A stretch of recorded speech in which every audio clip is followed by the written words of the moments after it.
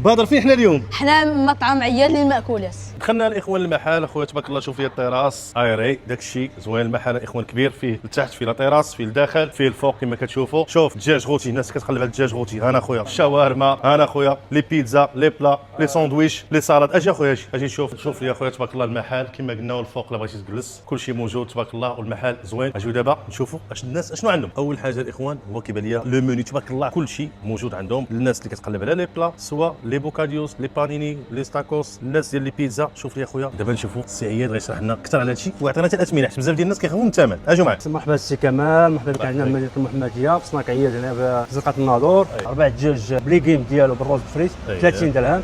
بلاش شاورما بليغيم بالروز صوص سميتو 45 درهم. بيتزا في الولمي 40 درهم. 4 عادي 25 درهم. طاكوس 30 درهم. شاورما 25 درهم.